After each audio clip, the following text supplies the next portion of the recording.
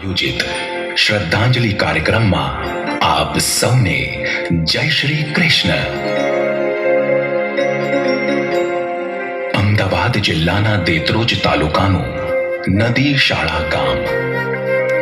ત્યાંની જન્મભૂમિને જીવંત રાખવા અમદાવાદને કર્મભૂમિ બનાવી શિવધારા રેકોર્ડિંગ સ્ટુડિયોમાં સૂરની ધારા અવિરતપણે વહેતી રાખી એવા ખૂબ ઓછા સમયમાં ખૂબ મોટી ખ્યાતિ પ્રાપ્ત કરીને માત્ર ગુજરાત નહીં, ભારત દેશ નહીં, પણ સમગ્ર વિશ્વને ગુજરાતી ગીતો ગાતા કર્યા એવા આપણા સરળ અને મળતાવળા સ્વભાવના સંગીતકાર એવા મયુર નાડિયાને આજે શ્રદ્ધાંજલિ અર્પણ કરીએ.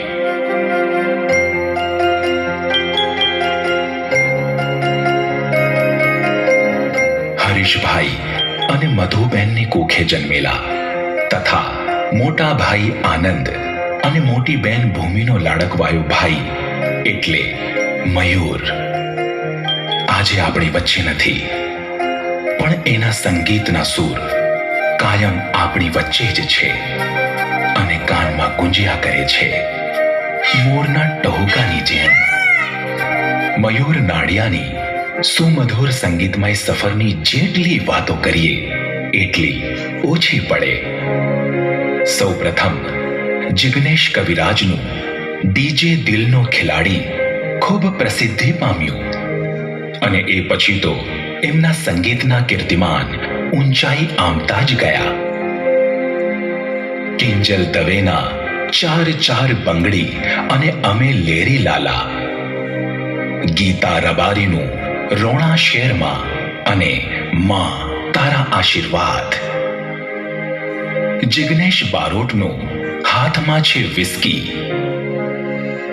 રાકેશ બારોટનું ફૂદું ફરકે છે, દેવ પગલીનું માં મારી આબરૂનો સવાલ અને પ્રવીણ લુણીનું ગોગો ગોગો મારો.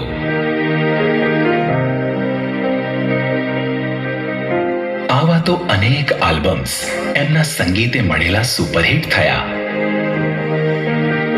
આટલી 35 વર્ષ જેટલી નાની ઉંમરમાં એમણે 3000થી વધારે મ્યુઝિક આલ્બમ્સ અને 30થી વધારે ગુજરાતી ફીચર ફિલ્મોમાં સંગીત પીરસ્યું. આટલી નાની ઉંમરે આટલા મોટા સાંગીતિક કીર્તિમાન સ્થાપિત કરવા એ કોઈ પણ માટે નાની વાત નથી જ. આવા સંગીતના ખૂબ માહિર અને સંગીતમાં હંમેશા કંઈક નવું કરી બતાવવાની ખેવના રાખનાર મયુર નાડિયા આજે આપણી વચ્ચે નથી.